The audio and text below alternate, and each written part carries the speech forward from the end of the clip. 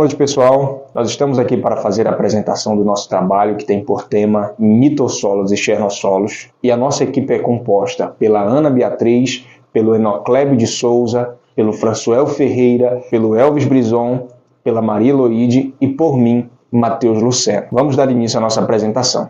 O livro Sistema Brasileiro de Classificação de Solos conceitua muito bem o que é um solo. E ele diz o seguinte: o solo é uma coleção de corpos naturais constituídos por partes sólidas, líquidas e gasosas, tridimensionais, dinâmicos, formados por materiais minerais e orgânicos. Ou seja, o solo é muito mais do que somente a área superficial com que nós temos contato, que está diretamente na nossa visão periférica. O solo é complexo e tem a sua formação em como se fosse camadas de cebola. Nós temos as partes sólidas, as partes líquidas e as partes gasosas. O solo também é tridimensional, ou seja, ele tem largura, comprimento e profundidade. O solo também é composto por materiais minerais e materiais orgânicos. Por isso, é tão fundamental estudá-lo de forma profunda para que nós possamos conhecê-lo melhor e usar em nosso benefício. Quando nós examinamos o solo a partir da superfície, nós vamos ver que ele consiste em seções paralelas que são organizadas em camadas, os chamados horizontes, que se distinguem do material de origem inicial, como resultado de adição, de perdas, de translocações e transformações de energia e de matéria, que ocorrem ao longo do tempo no processo de intemperismo, ou seja, aquela camada superficial com que no dia a dia nós temos contato, ela só é parte de toda uma estrutura de camadas que nós temos no solo. Por isso, novamente, é algo extremamente complexo e que precisa ser analisado e estudado de forma profunda. As camadas são formadas pelo processo de intemperismo e por isso o material do qual aquele solo é feito,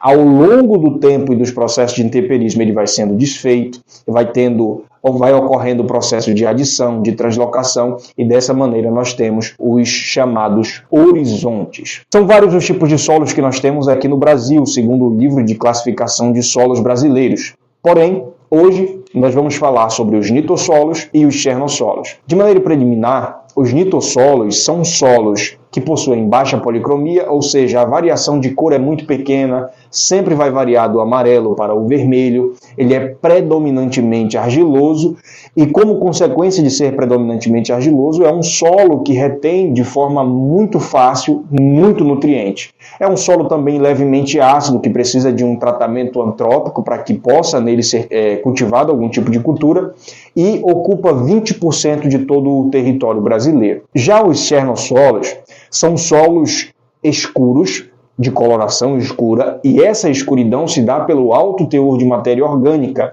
Possui alta capacidade de CTC, ou seja, de troca catiônica. Ele também tem alta saturação por base, ou seja, nos sítios em que pode haver a troca catiônica, a maioria desses sítios são saturados pelos cátions básicos, especialmente pelo cálcio e pelo minério. São solos fortemente alcalinos, ou seja, é o solo dos sonhos, possui alta capacidade de troca catiônica, tem minerais e os minerais estão disponíveis por causa da alcalinidade. E são solos que ocupam somente 5% do território brasileiro. Boa noite, irei falar agora sobre o nitossolo e a sua formação. A formação do nitossolo ocorre através de processos pedogenéticos complexos que envolvem material parental, basáltica ou adesística, intemperismo físico, químico e biológico, síntese de argilas, acúmulo de matéria orgânica e horizontes, definidos pelo Sistema Brasileiro de Classificação de Solos, que possui um horizonte benítico imediatamente abaixo de um horizonte A ou raramente em um horizonte E. O horizonte B apresenta um acúmulo de argilas, resultante de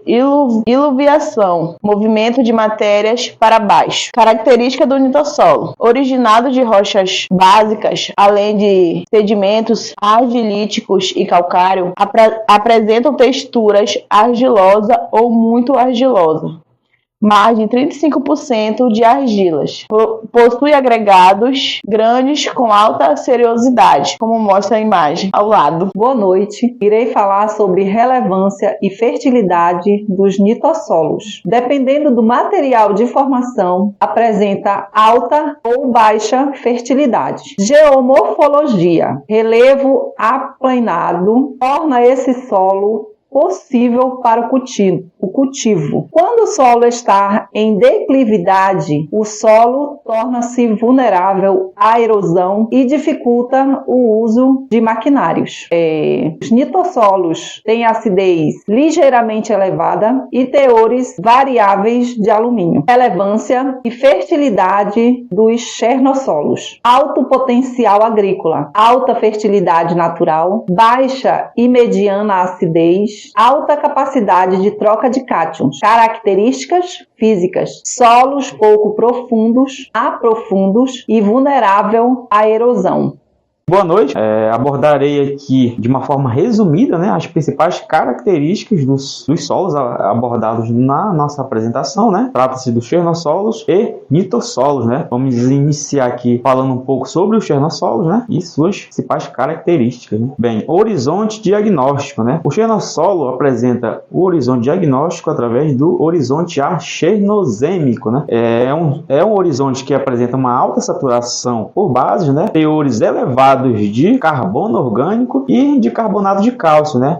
Abaixo desse horizonte chernozêmico, nós temos um horizonte B, que pode ser textual, ou um horizonte B incipiente, onde o textual está mais ligado a relevos com uma certa declividade e o incipiente em relevos mais planos. O uso atual ou principal manejo agrícola. O manejo adequado desses solos implica na adoção de práticas conservacionistas de prevenção da erosão e preservação da matéria orgânica, principalmente no horizonte subjacente a um horizonte B textual. Como eu acabei de falar, o horizonte B textual é aquele que apresenta em relevos com uma certa declividade, então são muito sujeitos à erosão.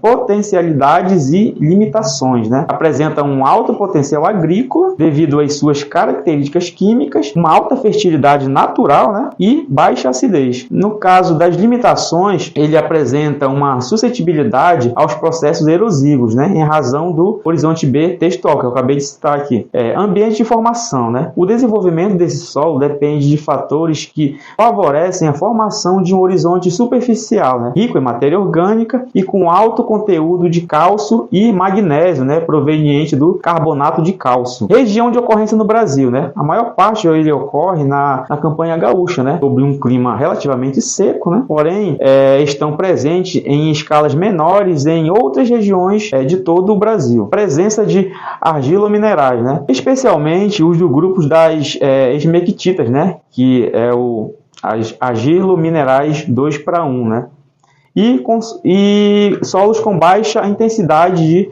intemperismo, então são solos relativamente rasos. Nitossolos. O horizonte diagnóstico aqui trata-se do horizonte B nítico, apresenta baixa saturação por bases com elevados níveis de alumínio e pouca fertilidade. Uso atual ou principal manejo agrícola. Bem, o manejo adequado requer uma boa correção e adubação devido à sua baixa saturação por bases. Potencialidades e limitações. Apresenta um alto potencial agrícola devido às suas características físicas. São solos bem drenados. No entanto, podem apresentar baixa ou alta fertilidade, dependendo muito dos níveis de alumínio. Ambiente de formação. São solos profundos, bem drenados e homogêneos, compostos por materiais minerais e argilas de atividade baixa ou atividade alta, desde que conjugada com o caráter alumínio. Região de ocorrência no Brasil. Ocorrem principalmente na região sul, abrangendo o estado do Paraná. Presença de argilominerais, quando possuem um caráter alumínico conjugado com argila de atividade alta, apresentam uma mineralogia da argila com presença de argila minerais 2:1, né, com hidróxido de alumínio entre camadas. Boa noite, pessoal. Vou falar um pouco com vocês a respeito do manejo sustentável do nitrossolo. Quando nós observamos a questão de manejo, nós podemos observar algumas características a respeito disso aí. Nós temos, então, a menor intensidade de pragas e doenças nas plantas daninhas, né? Quando nós fazemos essa manutenção, nós sabemos que nós mudamos as culturas, e com esse manejo de mudança de culturas, nós podemos também impedir que esse processo de reprodução ou multiplicação de certas pragas ou doenças possam ocorrer, e isso trazendo também alguns predadores naturais, trazendo então a predação biológica. Também observamos que há a maior diversidade biológica do solo. Quando trabalhamos essa mudança, esse benefício de rotação de culturas, nós observamos que há uma maior biodiversidade, né, no solo por conta da questão de multiplicação de bactérias, ou acúmulo de matéria orgânica, entre outros processos que podem ocorrer no solo ali. Também observamos a redução da erosão e degradação do solo, por conta da cobertura que é formada pela matéria orgânica, pela cobertura viva e cobertura morta desse solo. Nós diminuímos também a incidência de erosão deste solo. A maior produção de fitomassa aérea e radicular, ou seja, nós temos uma biomassa que ela vai, depois de um tempo, as folhas vão cair produzindo massa. Essa massa vai produzir o humus também ali, para que haja essa matéria orgânica, e também temos a questão radicular, que elas vão abrindo galerias, facilitando então a descida de água, descida de nutrientes, para que esse solo seja um solo mais fértil, né? Há também um aumento da ciclagem de nutrientes e a matéria orgânica, foi o que eu acabei de falar agora há pouco a respeito desse processo, que essa rotação de culturas ela favorece essa fixação de nutrientes aí no solo. A redução de insolação e a oscilação térmica. Quando nós temos uma cobertura nesse solo, esse solo não está desprotegido, esse solo não está um solo nu, nós podemos observar que há uma regulação de temperatura, chamado de microclima, que é o clima onde há a condição ideal ali para que haja uma melhor manutenção desse solo, onde a degradação vai ocorrer de forma mais assistida, onde os micro-organismos e animais podem trabalhar de forma mais eficiente na questão de formação de solo, da cobertura orgânica do solo. Tá? Nós temos o aumento da aeração e infiltração de solo, porque quando nós temos um solo bem tratado, um solo de qualidade, ele fica poroso, facilitando então a infiltração de água, facilitando levar esse nutriente em maior profundidade, para que as raízes dessas plantas possam absorver melhor esse nutriente. E a viabilização do sistema de plantio direto, que é tudo isso que nós acabamos de falar, né? Que nós acabamos de dizer, que é esses tratos aí. Falamos então a respeito do nitrossolo. O que eu vou apresentar agora para vocês é a respeito da manejo sustentável do chernossolo, ou chernozemes, né? Que chernozemes quer dizer terra preta, é uma palavra russa. Chern quer dizer preto e zemes quer dizer terra, né? Então terra preta. E nós temos essa imagem, uma imagem mais ilustrativa. Nós sabemos que esse manejo do solo, ele é praticamente idêntico a todos. Então não será diferente com os chernozemes. Nós teremos que ter essas mesmas práticas. Eu acredito que hoje a melhor maneira de se manter um solo saudável é a rotação de culturas, que ela traz então esse benefício de melhor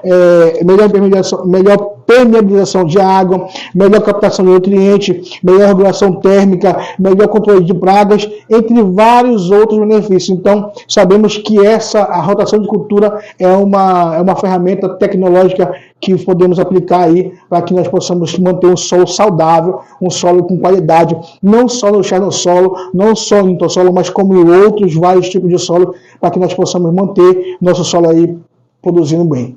Obrigado.